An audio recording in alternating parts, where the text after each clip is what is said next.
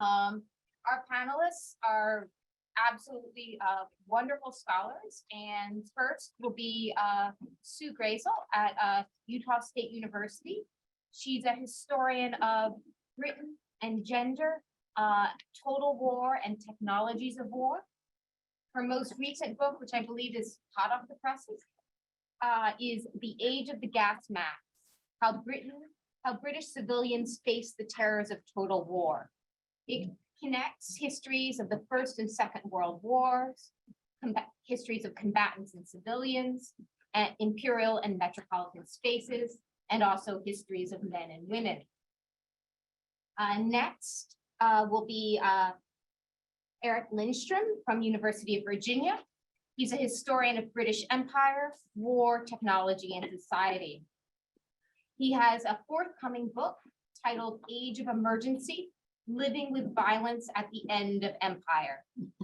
It connects violence, it connects colonial violence to metropolitan society, therefore destabilizing distinctions between war and post-war, colonial and post-colonial. And last but very much not least will be Michelle Moyd, now at Michigan State University. She's the historian of Africa, German Empire, Black soldiering and society.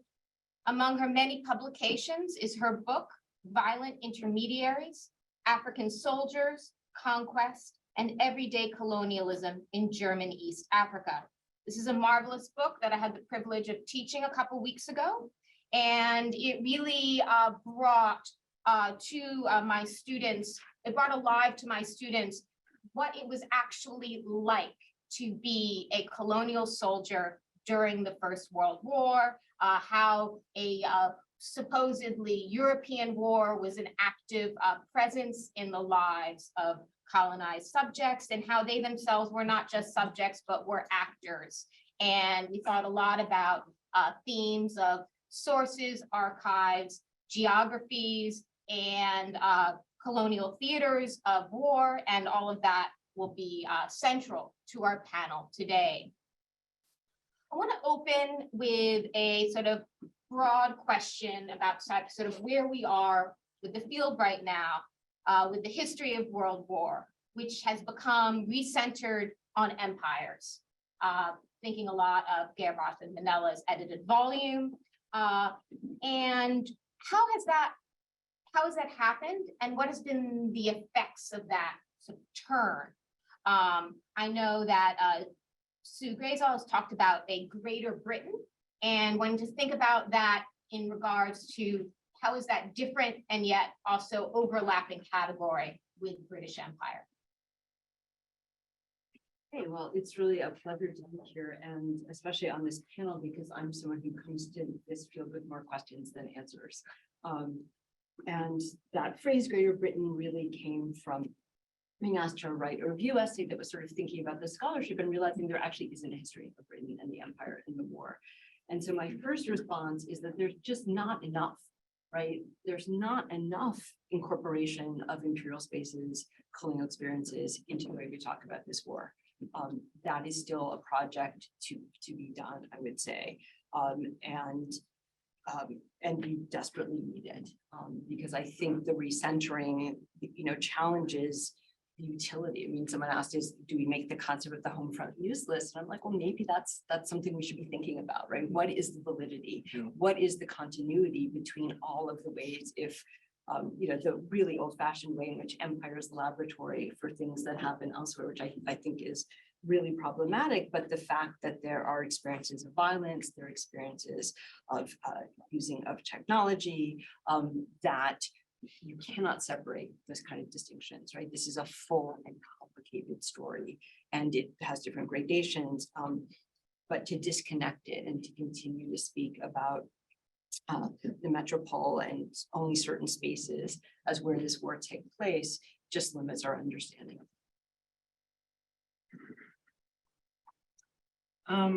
So I looked at the prompt that you sent earlier, and I kind of organized my thoughts around that. And I think you posed it as a question of, empire recentering or empire being recentered in how we talk about the First World War. And I actually think that that word is too strong. I mean, I think that empires and colonies have certainly become, there's more awareness about how they fit into World War I. There's perhaps more of an effort to be inclusive on the part of the World War I scholars. So you mentioned that you taught my book, and that's fantastic. And I think a lot of instructors are working harder to incorporate perspectives from parts of the world that were colonized or parts of empire during the war. So, you know, more people know that Africans and African Americans and South Asians and Chinese and Middle Easterners were involved in the war as soldiers and workers and other, you know, doing other things. More people know that there were campaigns that were fought outside of Europe. More people know that there were horrible tragedies that befell soldiers and laborers who were traveling mind-blowing distances to fight for causes that were not anything related to nationalism. They were simply workers being mobilized in the cause of empire. So, and the example I would cite here is the sinking of the SS Mendi in 1917, when 600 South African men who were being deployed to Europe as laborers died in the English Channel due to, I believe it was actually not a torpedo, but they struck another vessel, or a vessel struck it. So, so I think that there's still a lot more work to do to turn this into a history that emphasizes the structural, that underlines the point that empires exploited millions of people who in the end did not stand to benefit very much from the war's outcomes. And they have been doing so for as long as empire has existed. I want to stress that point in light of the discussion that just took place regarding home fronts. And I think Sue also just gestured in this direction. So, you know, if we look at the example of African-American, Native American, Latino troops, for example, many held out great hope that their military service would earn them full citizenship. Of course, their aspirations were largely disappointed. We could say this about many parts of Africa as well. Although the Francophone experience starts to move us in the direction of soldiers, African soldiers thinking about citizenship as something that might be achieved. That's not the case for many other parts of the continent in this time. So, so anyway, if we look at disability, troops and veterans had very little chance of accessing prosthetics and treatments to help them recover afterwards. So there are many ways that we can think about empire as needing to be more centered, very much so. We could also think about, we can also look at it through the lens of the millions of people who lived beyond Europe, who experienced the war in a range of ways that included extreme violence, as well, though, as many new opportunities for making a living, doing different kinds of work that was made available by the circumstances of the war. So women, for example, moved to cities and undertook new kinds of work that catered to war economies, for example.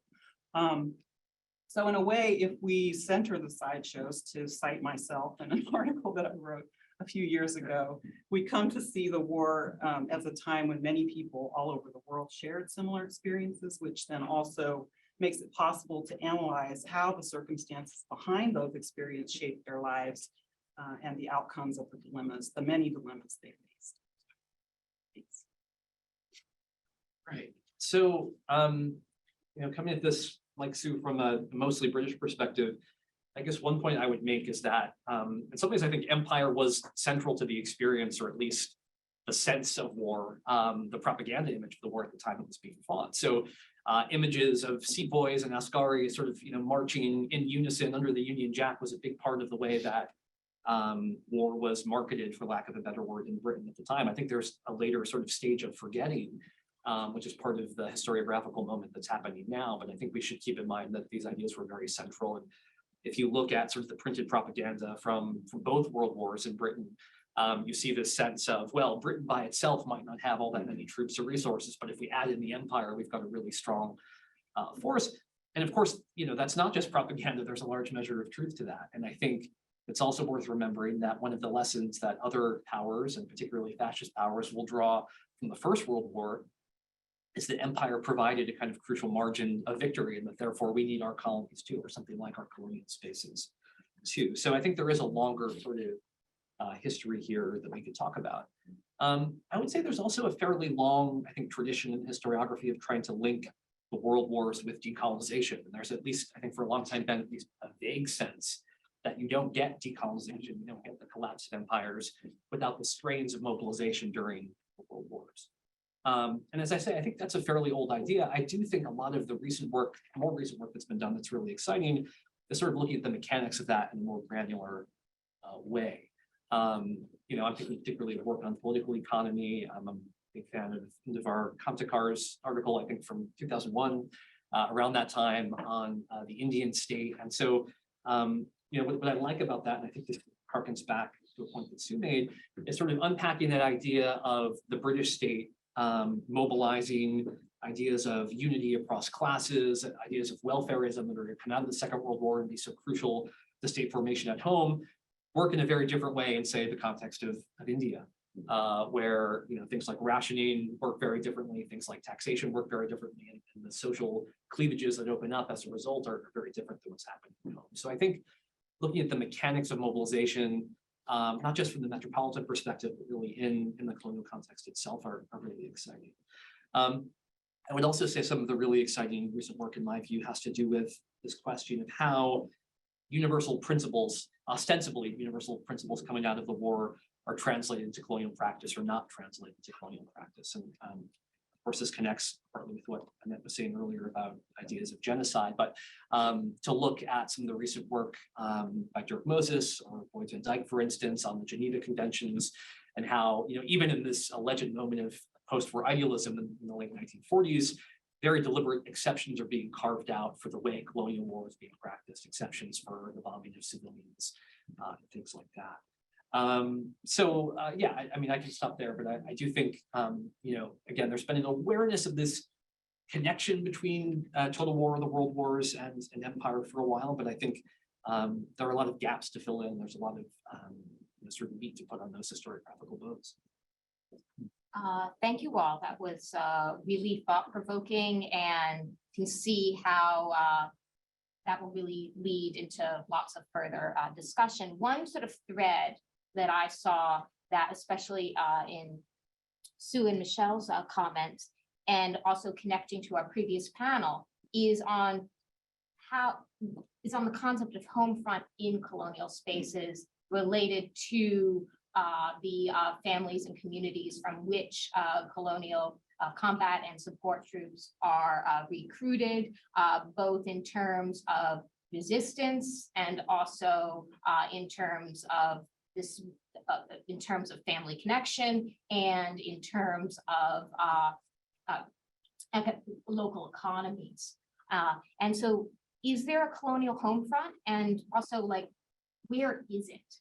And is this kind of a metropolitan category that is sort of being applied into spaces where it doesn't have the same degree of purchase? Or is it a very like a generative category? And here I'm thinking of the work of our colleague Santanu Das, who may be joining virtually right now, or certainly will be presenting on this following panel.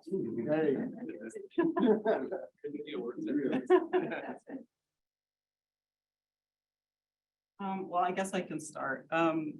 You know, I really liked Annette's description of hundreds of home fronts, right? And I think that that's a good entry point for thinking about the experience of the experiences of Africans during the war, because there were 4 major campaigns fought across the continent.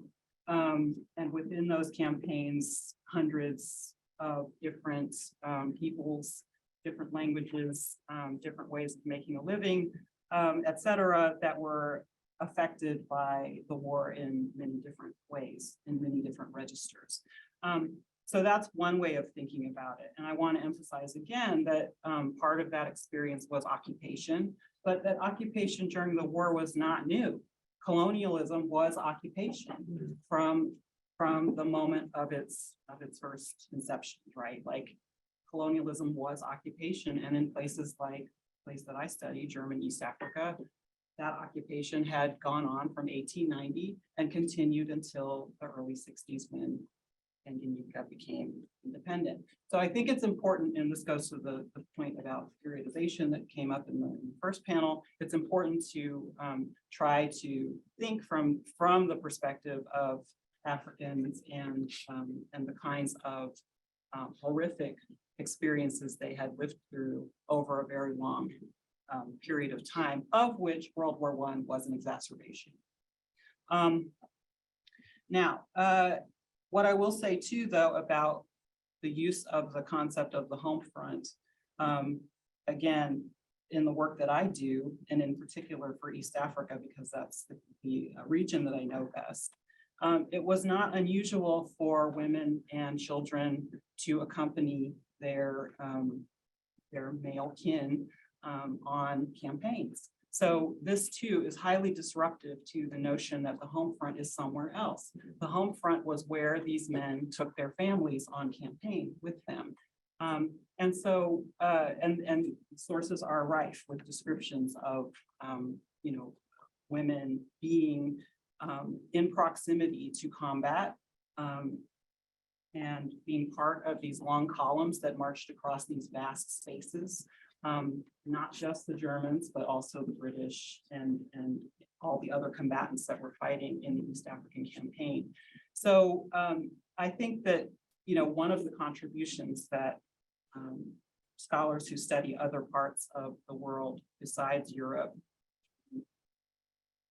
can gain is to think about what these other campaigns tell us about the nature of combat and the nature of warfare, and the way that it depends on a particular kind of gendered,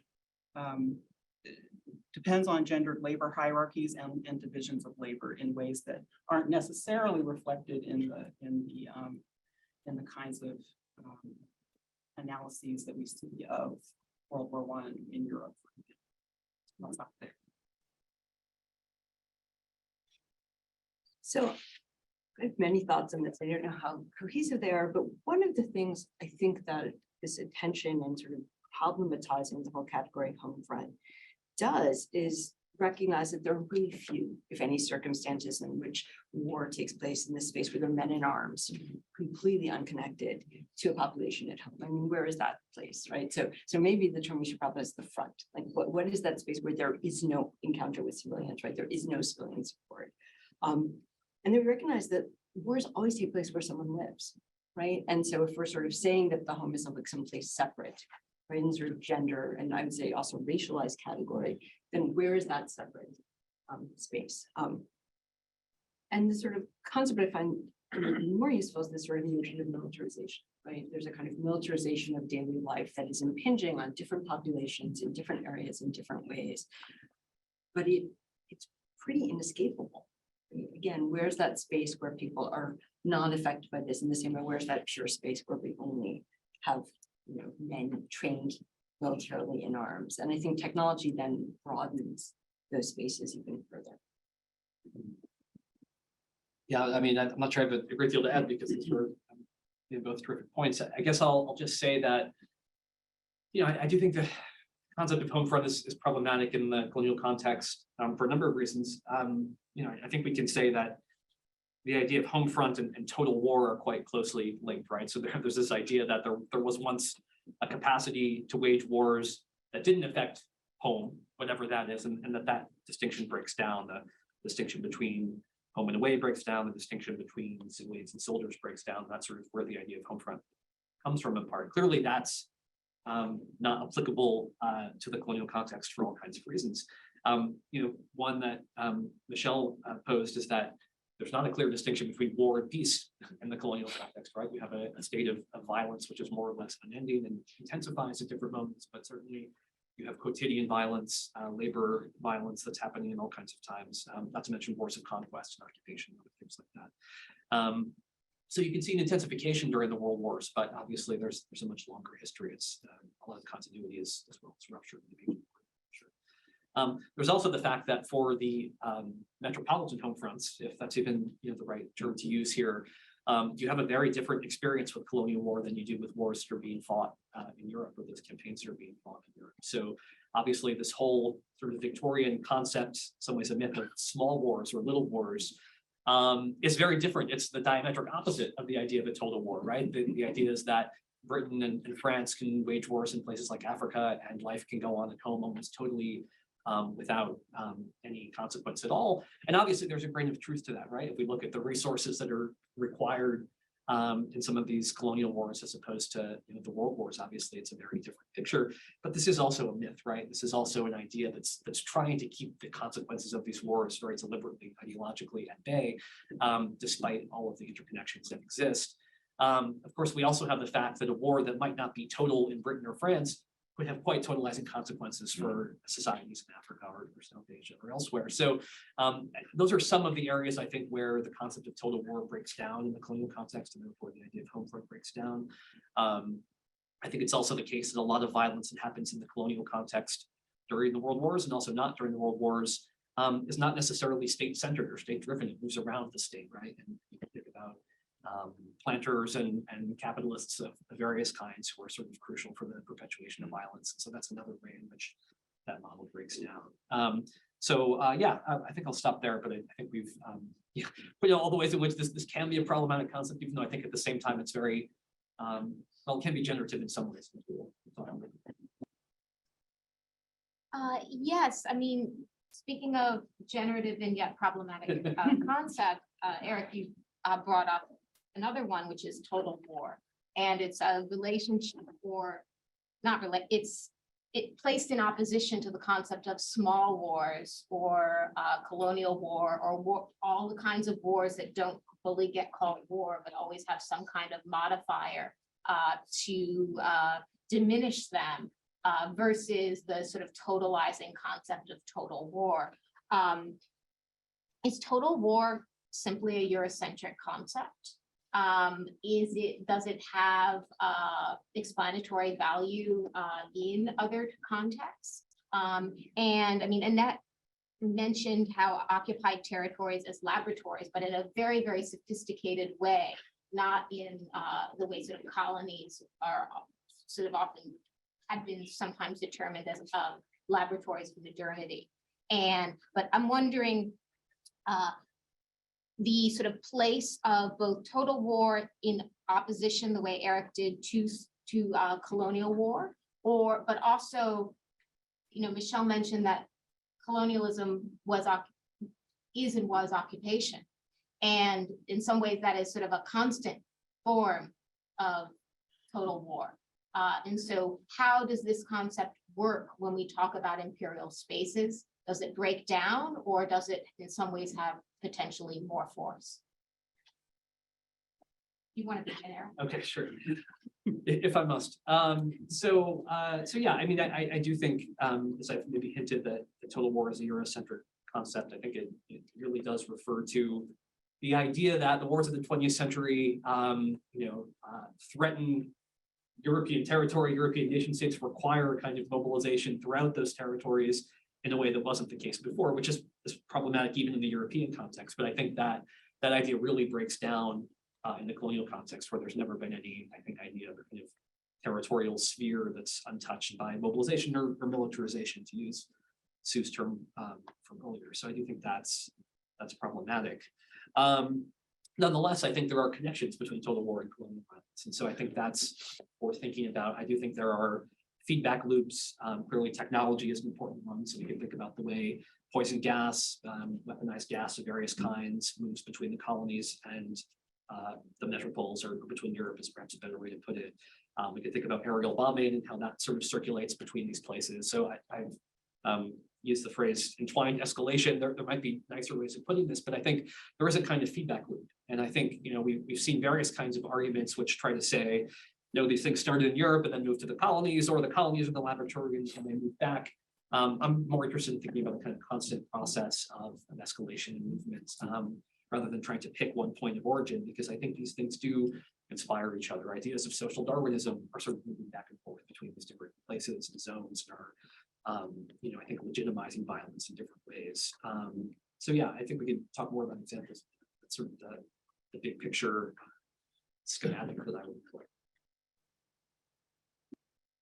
I would just add to that, that I'm gonna cite John Horn here as sort of the logic of totalizing war, how to win total war. Yes. Right, and the kind of the dynamism of that term, right? So you can have circumstance and to account for places that seem more quiet, for want of a better word, and you know, can have periods of time that where that escalates or not, but underlying obviously colonization is you know, is that logic that there is no population that cannot be subdued, right, or shouldn't be subdued, or shouldn't be exploited. And I've been thinking a lot about, you know, in terms of technology, when it's okay to use these technologies and that we associate with total war, and about whose bodies it's okay to attack, right? And that there's always a logic behind this, right? There's nothing like reading files about, you know, where you're going to consider civil defense as a possibility from the British imperial state's perspective to go, oh yeah, there are some bodies that are just like completely expendable in that lot, right? In the state's logic, and other bodies that have to be protected. And I think that that's just, that's something that doing, having that lens allows you to just kind of see. Yeah, I think I would just add that, I mean, using total war as a lens is generative, but you know, I guess I do wonder to what extent it becomes useful from my perspective as a historian of Africa, when again, colonial warfare was totalizing almost always. It attacked people from the ground up, right? So that it's not just combat between combatants, it's scorched earth, it's capturing people and forcing them into work, it's sexual violence, it's all sorts of other registers of violence that are intended to completely subdue people and make it impossible for them to regenerate outside of the terms of the colonial states imperatives, right? And so that was one point I wanted to make. I was also in the previous panel, when the subject of total war came up, my mind immediately, there was a little bit of discussion about the United States, and I have questions about the United States as part of the globalizing of the war, which I think there's a little bit of a vacuum here. But I wanted to bring up the point that the US was engaged in imperial violence right at the same time that this, you know, the World War was being fought, right? So the US is coming out of its experience with Mexico. It is occupying Haiti. It is absolutely engaged in imperial violence in this moment. And for Haitians, this was a total war, right? I mean, for Haitians, every aspect of their lives were affected by the US occupation, right? So I think it's really important to differentiate and to adopt the perspective as much as possible of people who are subject to total war, but also to make sure that total war is being used as a lens in order to, I guess, highlight the ways that societies are being asked and forced to participate in imperial designs and imperatives in ways that they would not necessarily have chosen for themselves. Yeah, so in thinking about this, whether there's been a sort of a full recentering of empire, or Michelle, as you wanted us to maybe take a step back and think about how in some ways the limits that recentering has actually occurred. The conference as a whole is talking a lot in terms of chronologies and geographies. But I wanted to think a bit about actors and archives.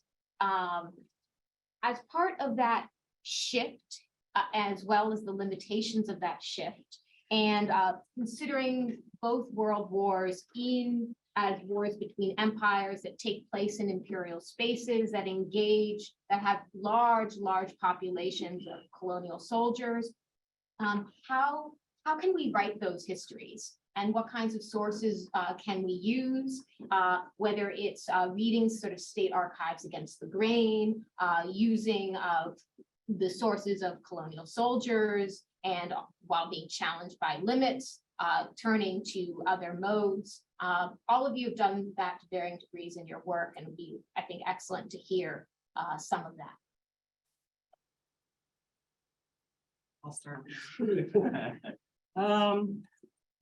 I mean, you know, that obviously I work through primarily European, German, especially German archival materials. And that always requires a kind of double or triple analysis, I suppose. Like, I mean, you have to do along the grain to understand what it is that the Germans think they're doing. You have to do against the grain in order to try and tease out the perspectives of the people that I really want to get to, who are African peoples. And then there's the problem of, you know, which sources count in terms of how historians judge each other, which I think is important to say out loud, because, you know, I certainly in my 14-year career, I've heard enough conversations now from colleagues, from historians who are skeptical of certain kinds of sources. In my case, you know, I use a lot of colonial memoirs, officers and NCOs and administrators, officials. I've used memoirs that they wrote sometimes right as the war was happening, sometimes in the immediate aftermath. So General Paul von Lettow-Vorbeck wrote numerous archives, and they started coming out right after the war. Like even probably as the war was ending, he's already writing memoirs. And this was the case for a number of officers. So it's not that I accept those memoirs as the be all end all, as you know, authoritative sources, but the perspective that those men, mostly men, but there are some really interesting ones written by women as well, what they offer is a really unvarnished portrait of what they did. And they wrote that way because they believed absolutely that what they did was right. And they are infused with the most racist characterizations of people. They are infused with patriarchal perspectives. They are infused with an absolute sense of the rightness of what they were doing. What that enables for me, as somebody who analyzes soldiers, for example, is to show that the kind of racist, imperialist, civilizationist discourses that shaped these men's lives and activities over decades, right? Lettow-Vorbeck fought in the Boxer Rebellion and in Namibia and in German East Africa. That man was absolutely shaped by his imperial experiences. And this was the case for many colonial officers. So what I want to say about that then is that there are sources that we can use productively to underline the structural point that needs to be made about the First World War and beyond that deserve more attention. Photography is another, and other kinds of visual cultures are also really important sources that sometimes historians are loath to use beyond illustration.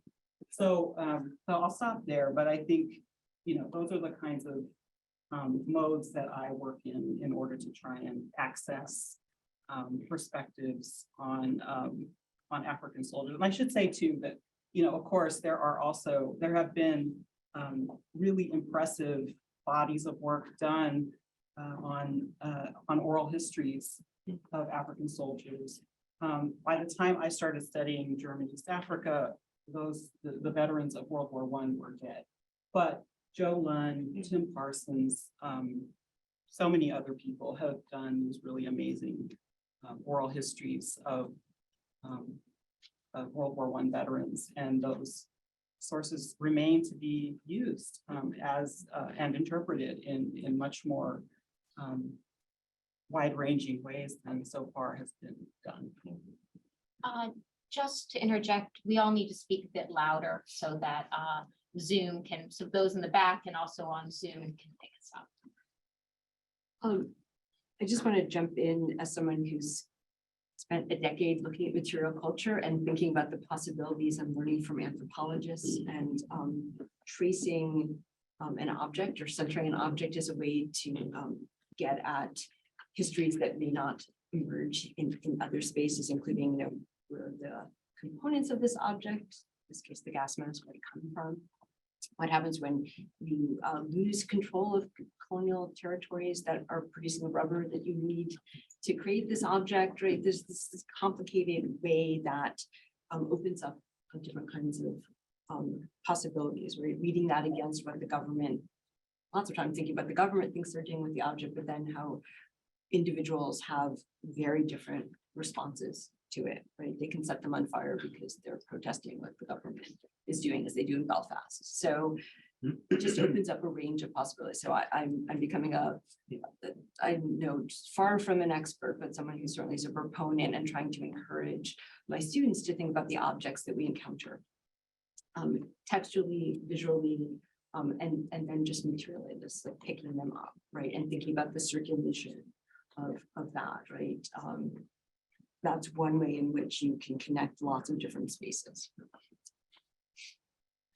So I guess I could talk a little bit about how I've tried to tackle sources in the context of my work on 1950s Britain and sort of trying to answer the question of, you know, what did a home front of colonial wars in Kenya and Cyprus and Malaya look like in Britain, which maybe it's not exactly where we started, but I hope it's useful anyway.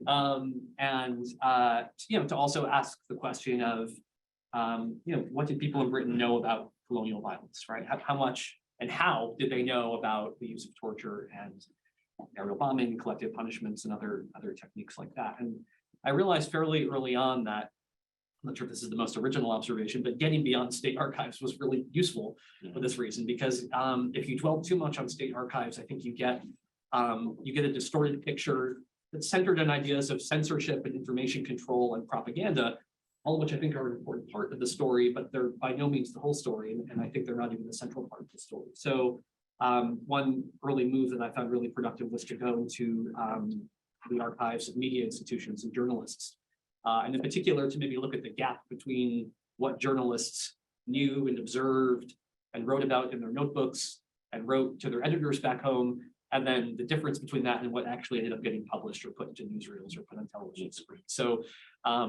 there's a very obviously different picture if you look at private knowledge as opposed to public knowledge. And so that's something I was able to trace then through the letters that soldiers write home, as a kind of classic source for historians at the home front.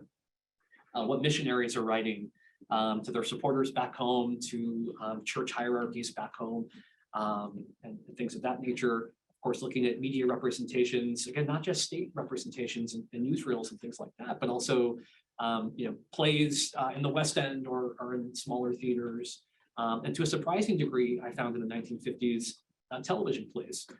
So the moment of, you know, sort of the play of the week when the BBC and the ITV are just sort of finding their feet in some ways, but it's also a period of real kind of creative ferment and not a lot of state censorship. So you have quite explicit TV plays about the use of torture in the colonies, either specific colonies or kind of unnamed fictional colonies, which are going out on television screens everywhere. And then, of course, there are soldiers' memoirs, as I think both Sue and Michelle have mentioned, the novels that they write, which often are quite explicit in terms of violence. And there's, I think, a kind of, you know, pornography of violence, to be, you know, frank about it, which really dwells on these disturbing details, which I don't think is by any means new to the 1950s, but I think in some ways what was surprising to me at least was how late these kind of patterns persisted, how open they were and how explicit they were. So yeah, there are all kinds of archives, and many of them are archives in plain sight. They're not what we would normally think of as archives. And I think, you know, getting beyond that idea of secrets and disclosure, and having to dig out that document, which of course is the ultimate, you know, fantasy or rubbish of historians, can be helpful. Yeah. Thinking about chronology, all three of you work on different time periods. Michelle is really the First World War, Sue is sort of both crossing, and then Erik, you're kind of post-war. How does sort of focus on imperial spaces sort of destabilize, or does it even? First, does it And then how does focusing on imperial spaces destabilize chronologies of war, interwar, war, post-war? Start so Michelle doesn't have to this time. Yeah, I mean, one of the points that I try to make with, this age of colonial war in the 1950s is that the traditional label that we use in British history of post-war is problematic. I don't know if Michelle and Sue would agree that, in the colonies, the Second World War never ended. I'm not sure I would argue that thesis, but there's something to be said for it. Certainly we can look at conscription in Britain as one index of a kind of, never-ending mobilization. There is, for the first time, in what is ordinarily called peacetime in Britain, a mobilization in terms of conscription in the 1950s, beginning in the late 1940s, actually. So I think that's significant. And that's actually another one of the forces I think is perpetuating and circulating knowledge about colonial violence in this period. I think what's also interesting about the post-war, for lack of a better term, is that I would say maybe for the first time, the existence or perpetuation of empire itself is a contested idea. And so one of the things I see as people are responding to colonial violence is, on the one hand, this question of, is it worth it? Is this a kind of futile gesture? And to what degree are people in Britain actually saying one of the things that makes colonial violence so degrading in the 1950s, for those who do say that, it's just the fact that it reveals the limits of British power. The fact that we have to fight so hard to hold on to these colonies, which we've had for so long, I think creates a kind of different sensibility than was there before. There's a sense of precarity, there's a sense of crisis, which you can argue is in some ways always there, but I think it's heightened in many ways. And what I think is particularly heightened in this period is the idea or the threat of racial humiliation. Suez is part of this too. It's not just about Kenya, Cyprus, and Malaya, but the idea that small countries or darker races, I mean, these are all phrases that are used at the time, can push us around in the way that they weren't able to previously, I think is a really important part of the culture, liberal culture of this period. And I think that kind of sense of frustrated nationalism or racial prestige maybe carries into the present in some ways, but certainly has a long afterlife. I would also say it begins in important ways during the war. The fall of Singapore being a really obvious example, right? So I think, we can't draw too strong a boundary between any of these traditional periods. I do see a lot of continuity and crisis. And I really do believe that looking at the colonies, blurs these periods even more.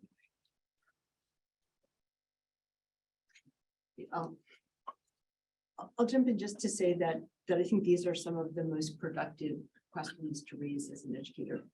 When do wars begin? When do they end? Where do we know when we're switching those? I mean, those are the things I kind of love to throw out. And I think that, again, just to think about the use of sort of technology and where it's okay to use this, right? It's a failed effort, but I'm still fascinated by these efforts to, ban aerial warfare in the aftermath of World War I, or internationalize civil aviation, right? And really okay to use it for policing. So even the conversations about the connect the wars, right? That sort of we introduce certain new technologies in World War I, and they're gonna see their kind of fruition in World War II. Is there's just continuity in how they're being used in these imperial spaces that disrupts this sort of, we have to sort of invent civil defense in sort of the 1930s, while thinking, in the same facilities are developing chemical weapons and protection against them. And I can't disentangle them. Well, I think I've already mentioned a couple times now, one of the key kind of continuities or, a way to destabilize chronologies is to think again from the perspective of Africans who experienced colonial military violence. In some cases, well, I mean, you can go all the way back, but into slave trade, of course, but thinking about the period that's usually construed as kind of after the scramble for Africa, let's say, after the Berlin Conference, that from the 1890s through the end of the First World War, some societies were constantly dealing with colonial violence, right? And so that's one kind of straightforward, for me, way to look at it. I think some of the things I've been working on more recently have to do with veterans. So demobilized veterans, their return to their homes, the places they left when they were deployed to fight, and what their experiences meant for them and for the people that they returned to. And I think this is a really complicated set of questions and considerations that manifest differently in different parts of the continent. So what I found for Tanganyika is that former German Askari really kind of struggled to find their way through the British Mandate period, and you know, they had nothing like the kind of influence that they had before the war. They were kind of left high and dry. So that change from the German rule to British authority, which in many texts is just kind of a rupture, right? There were the Germans and then there were the British. I'm trying to really grapple with that periodization and the constant reinforcement of that periodization in World War I historiography, but also African historiography. I mean, I think it's hard. It's hard to get through that in a productive way. So I've been thinking about that a lot. And I'm doing it because I want to understand. So the big question, the thing that motivates me and what I want to better understand is what is often constructed as soldiers came home and then there was nationalism because they were all so angry about what had happened to them. And I just don't see that across the board, right? Like there are some places where you can see proto or kind of new thinking on what it might mean to exist outside of colonialism. But it isn't that simple. It isn't that veterans come home and they say, we want to be free. It's we come home and we want what was promised to us. And then we can talk about some kind of material citizenship. And then after that, something else. But it's messier than just we come home and then there's liberation, at least for post-World War I. I think after World War II, it looks a lot different. And there are Africanists in the room who I hope can also help kind of differentiate, because again, I'm working from one specific space. So I want to understand better what the linkage is between the kind of disruptions of imperial authority as manifested through the mandates and post-Versailles, and what's happening to African peoples who are now in many cases, contending with new imperial authority at the same time that they're imagining different futures that are not necessarily about independent nationhood, but are about changing the nature of colonialism or changing how one lives with colonialism so that it is not so violent or so devastating. I was going to ask about the relationship between imperial spaces, world war, and national liberation movements, and about all the complexity of and how there isn't this kind of nice kind of linear synthetic narrative, but we've already touched on that. Can't have that. Can I add? Yeah. I mean, so I think what is interesting too, though, is labor organizing that happens after the war. So again, if you look below the nation or below the empire, you see labor organizing on the African continent. You see internationalism trying to connect to African diaspora activists, political activists, and people who are calling out white supremacy as a global phenomenon. You see Garveyism affecting having considerable reach inside the continent, especially in South Africa.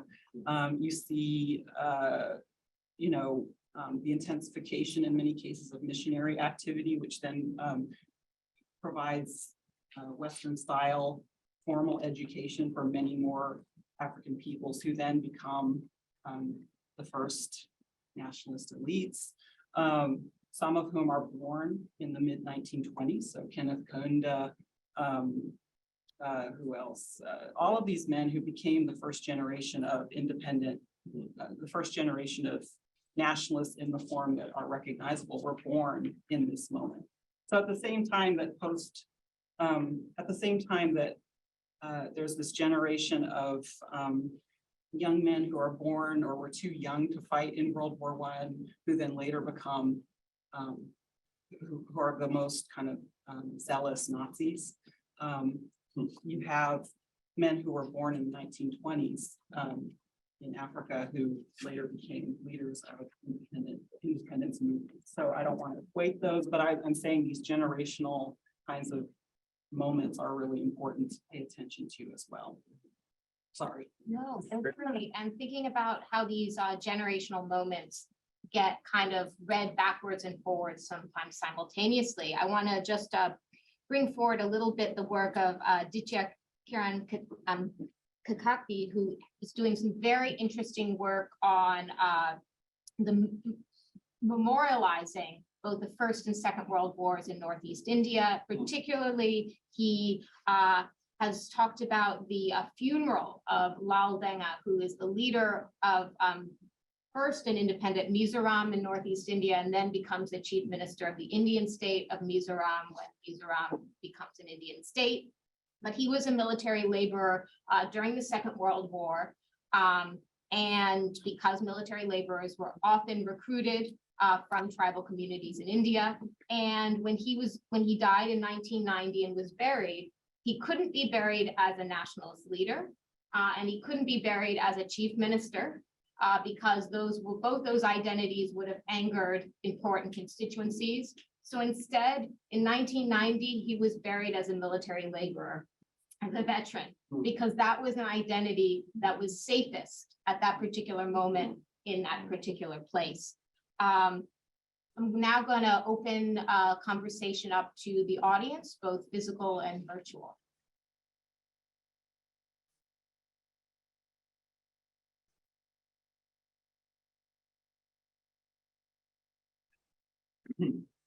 Thank you very much for this panel, which was fascinating.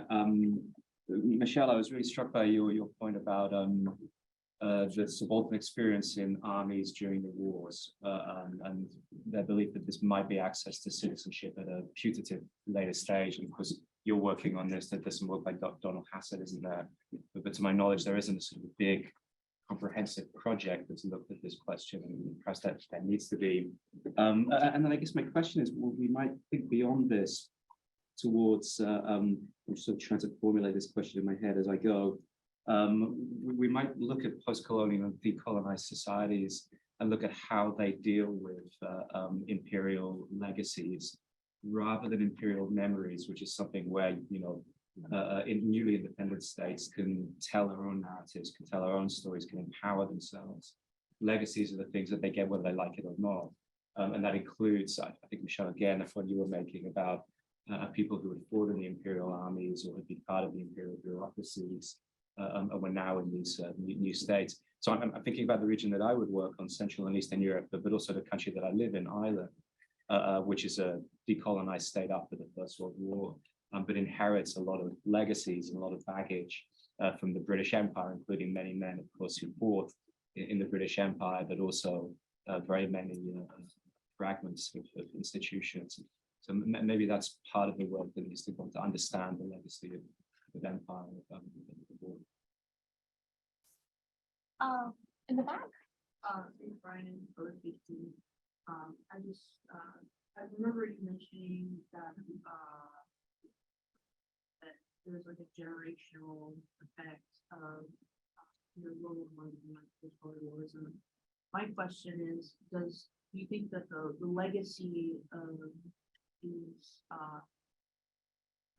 events still have an effect on today's society? Why don't we take those two questions and in kind of whatever direction sort of most productive.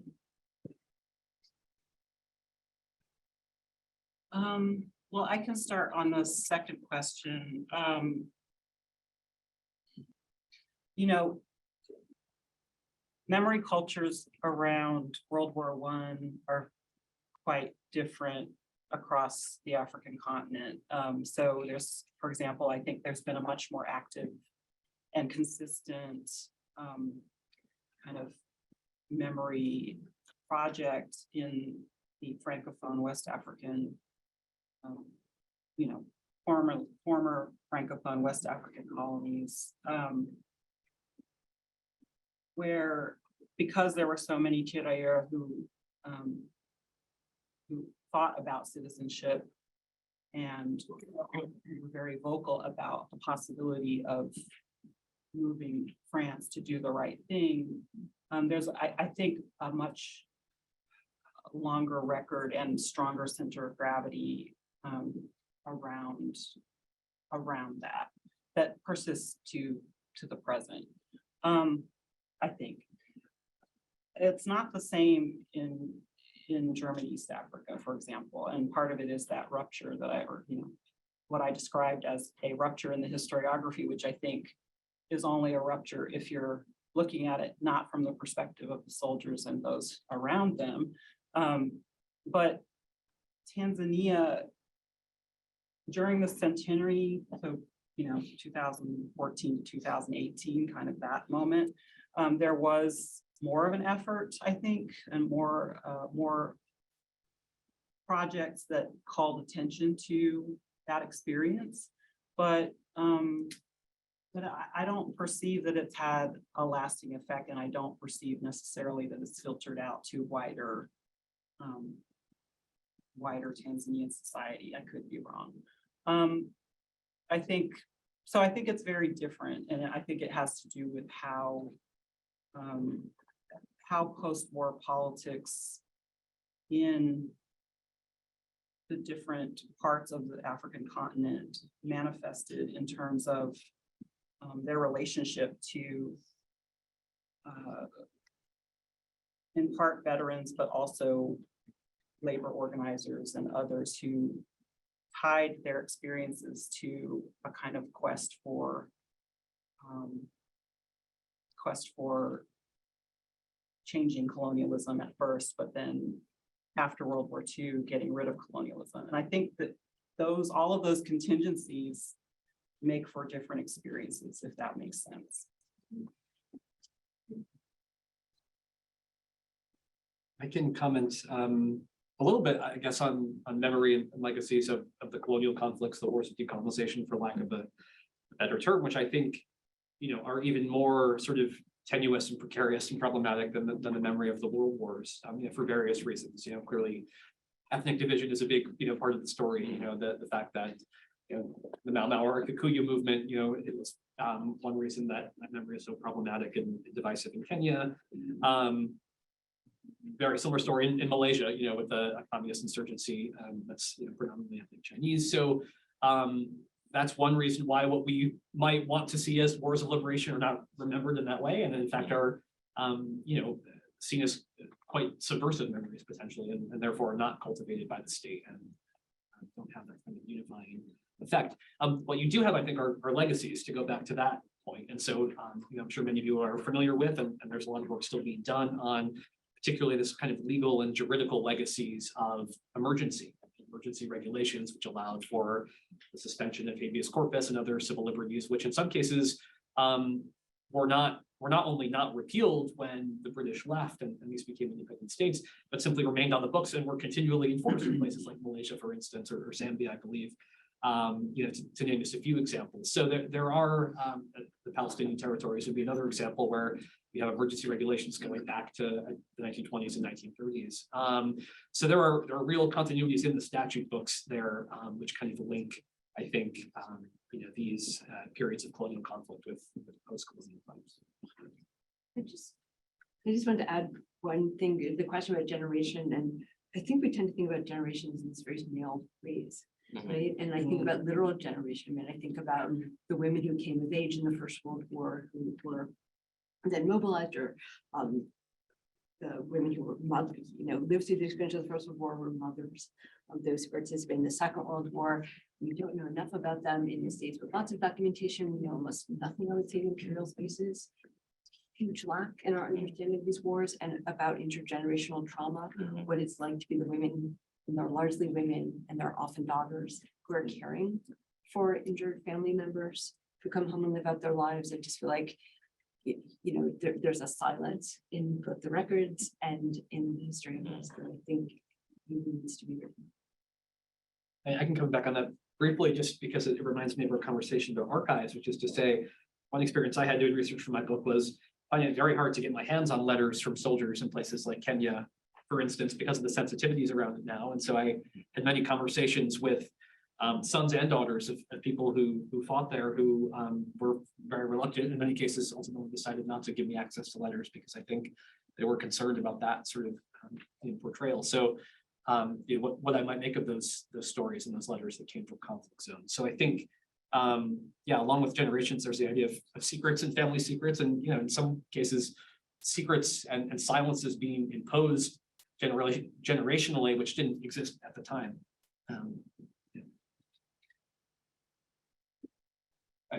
My question is to Michelle. I think this concept of rupture is very important, especially if you look at World War II and take the case of Eritrea, moving from Italian occupation to British administration. Then take the case of Somalia, Italian Somaliland and British Somaliland, which is today an independent entity. You take the case of Cameroon, what's happening today in Cameroon. So, one of the main consequences is how it manifested in the post-colonial order. So that's significant. Yeah, thank you. So, the point about Cameroon is absolutely essential, I think. Thank you. Erik, no, I will just. Erik, can you expand upon that last point? The Kenyan armed soldiers' families are not revealing. Yeah, I don't know how much of this is familiar history, but I think this, this has become a little bit of a political hot potato for various reasons in Britain. And I think, again, this will be familiar to many people, but I think a lot of the conversation on colonial violence, certainly in the context of British imperial history and British culture, has really been driven by, work on the Mau Mau counterinsurgency in the 1950s, thinking of, the books by David Anderson and Caroline Elkins, which both came out in 2005. And I think, in various ways, I did think break a kind of, they broke a kind of code of silence, certainly historiographically. And again, I don't think these things were at all secret at the time, but I do think there was a tendency not to talk about these things in scholarly contexts, to say nothing of public commemoration and memory. And so since that time, I do think, the field of British imperial history has gotten a lot more interesting. And this was kind of a long overdue reckoning. It's also become, I think, more polarized and political and, in ways that are not always super productive. Mainly, I think, that's driven by kind of old-fashioned historians and non-historians who sort of think there's now been an overemphasis on violence, which is not, a view I agree with at all.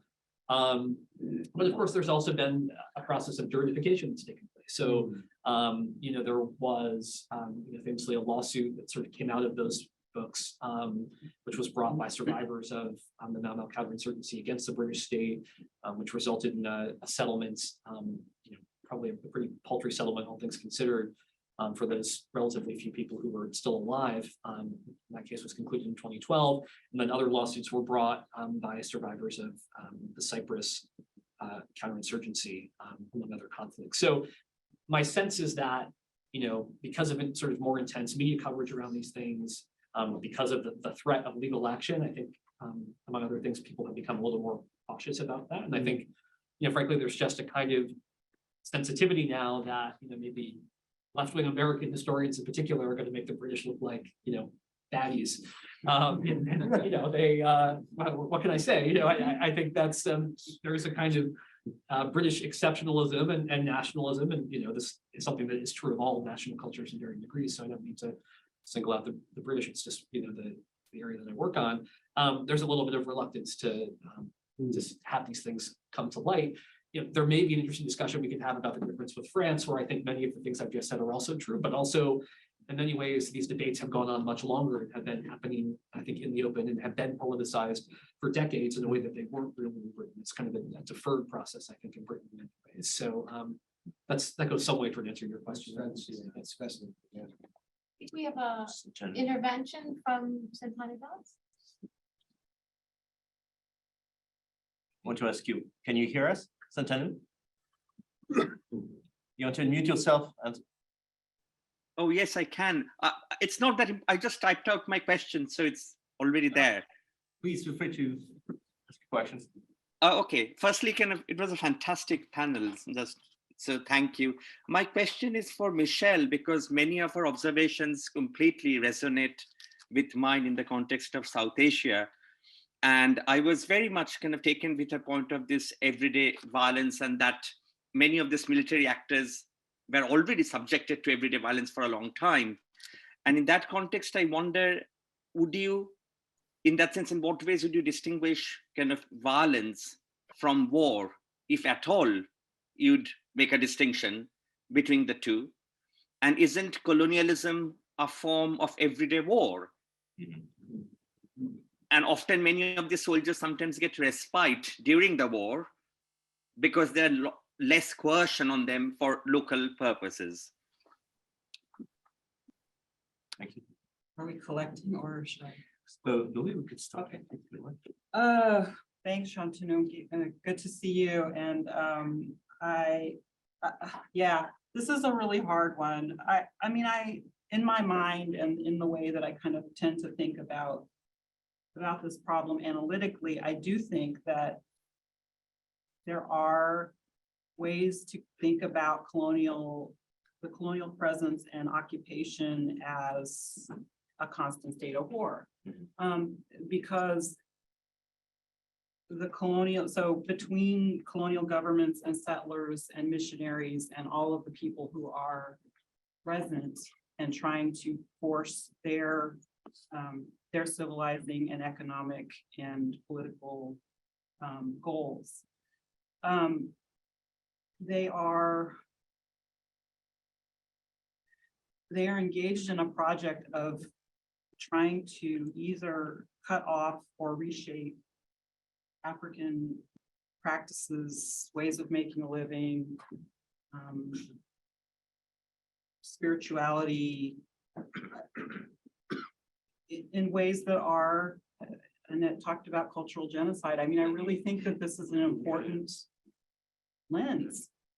I won't go as far as to say that colonialism is genocide. I mean, I think that, and I think it is, but analytically, I'm not going to ever make that point. But I do think that colonial violence and war, colonial violence shades into war very easily. And I think that I could point to an infinite number of examples to demonstrate that point, all of which come from the German Empire. And so I thank you for raising the point. I do have a chapter in Dirk Moses's and Donald Bloxham's latest, the second edition of the Genocide Handbook, where I try to grapple with some of these issues. One of the hardest things I've ever written, but I think that your point is exactly what I was trying to kind of bring out. Thanks. Sure. So Brandon Schechter, one of our online guests, asks, to what extent do you think it's fair to say that total war is best understood as the application or importation of the rules of colonial war into the metropole, analogous to Arendt's idea of colonies as spaces of experimentation, key to the rise of totalitarianism? If you think that this characterization is correct, does this impact today's conversations about home fronts? If so, how? You want to collect any? That's the only, we've got all the It's questions. about 10 minutes, so. Yep.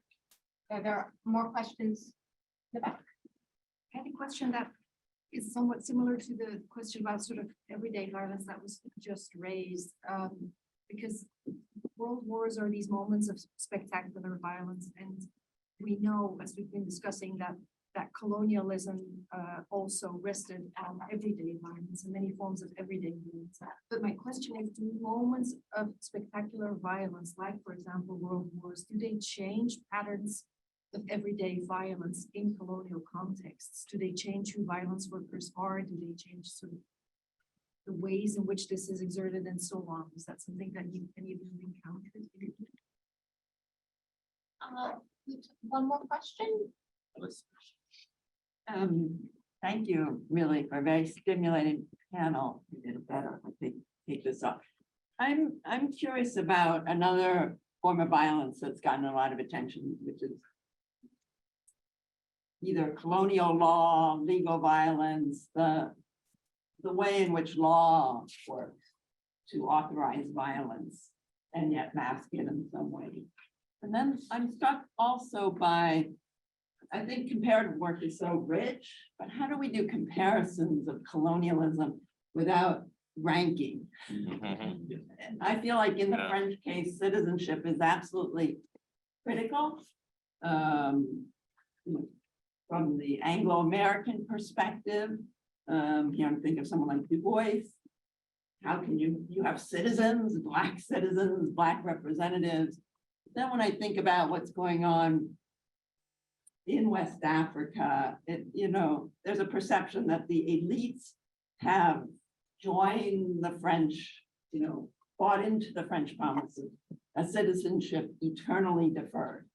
So it's a question I wrestle with too. How do we do comparisons with sort of figuring out what is different, but sort of produces the same outcome, which I think we agree is everyday warfare and colonial settings. Annette? Thank you for fantastic panel. Question about slavery. How would you connect slavery and colonialism and slavery and total war in the Asian and African context? And also around exactly our passion with Michelle about the idea of genocide or not. More and more slavery specialists think about the kind of, they call it virtual genocide. And I think it's a very fascinating way to think about it. And so I would love to have your answer as specialist. Okay, so in the last 5 minutes. Very little question. One more question? Just one observation from Jeffrey Parker, who says about how much TV programs affected popular awareness of colonial wars in Britain in the 1950s. Kenya emergency could be more easily ignored because even in 1953, fewer than 2 million households had a TV, most of them in a few large cities. The big military event in the 1950s for Britons was in Suez in 56, because that was impossible to ignore. Widespread TV coverage, which allowed events to be followed, gasoline rationing, only time since World War II, also the fall of the government with the prime minister having to resign. Of other colonial wars, far more attention to Cyprus than Kenya, and there perhaps because of more TV coverage. Okay, so in our last 5 minutes of absolutely brilliant closing remarks, we can cover media coverage, comparative empire, citizenship, enfranchisement and disenfranchisement, and relationships between a colony and metropole in an renting. And slavery and genocide. Oh, yes, yeah. I'm going to make one small point and then defer to my colleagues. Everyday violence is spectacular violence. To the individual, right? The everyday violence is spectacular. And I just think we can't lose sight of that. Yeah, I'll just add to that quickly. I mean, one of the, actually, I think I wrote about this in the chapter in the volume you and Tammy edited, that what you can see very clearly in this one example that I use in kind of writing about gender and war is the way that patriarchies collapse into a negotiation over women and their bodies and their sexuality on a very local level, but which is multiplied over and over because these campaign communities, to use John Lynn, he's a military historian, to use his term,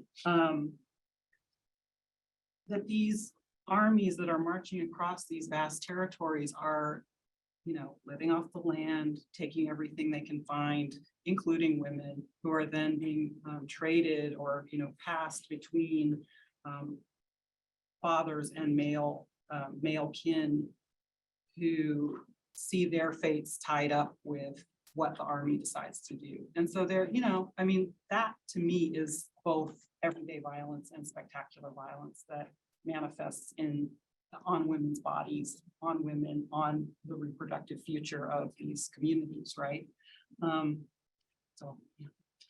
Yeah, I agree with that. I can say more about that. Torture is both spectacular and highly individualized and potentially routinized, right? So, that's, I guess, is something of a false choice. And I've already talked about how, and Sue has as well, have these technologies which are in some ways pioneered during the world wars in Europe, then come to the colonies and vice versa. Gosh, there's so many possible things to talk about here. To Alice's point about comparison, really briefly, I'll just make the point that, this was at the time and continues to be today a kind of alibi for people in Britain to not talk about colonial violence. Oh, the French were worse. Germans were much worse. So, you can't make that without breaking some eggs. There's really anything to talk about here. So I think that's obviously a problematic discourse. And in fact, I'll say even when presenting my work about Britain and Germany, I've had German historians be a little proprietary about their own genocide and say, well, look, this is nothing compared to what we have done. So it's perverse in a way, even though I think obviously there is a place for comparison as well. And I wish I could say more about that, but that's sort of where I'll leave it for now. About Arendt and Césaire and Fanon and this idea of violence coming home in the Holocaust. I won't be the first to point out that there's something problematic about that discourse, which is, it seems to suggest that colonial violence really only becomes a moral crisis when it returns to Europe, right? And again, that's something you hear a lot. I'll also say, of course, people like George Padmore and George Orwell are talking about this even in the 1930s, this idea that fascism and colonialism are, if not synonymous, they have an awful lot in common. And Orwell says, fairly early in the war, I think, something along the lines of, our hands are not clean. Hitler's sort of doing what we've done in India for generations. And it's only by acknowledging that we can then kind of fight an honest war. And whether or not that advice was followed is another question. I think the last point I'll respond to in the limited time that's here is the comment about TV and Suez. So there are not that many televisions in 1952, although as we all know, the coronation in 1953 was televised, and of course that was a major event, even though most people didn't have televisions in their home. I think a majority of households do have TV by the end of the 60s, and certainly into the early 1960s. These dramatizations continue. So even after the British leave these places, 1959, 1960, 1963, these memories are still being processed. They're still being dramatized. There's not really a neat endpoint there.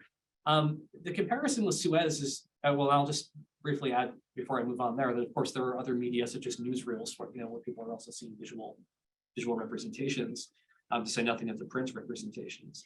The comparison with Suez is really interesting. I do think obviously objectively there's a political crisis that's provoked by Suez. It's not true of these other emergencies.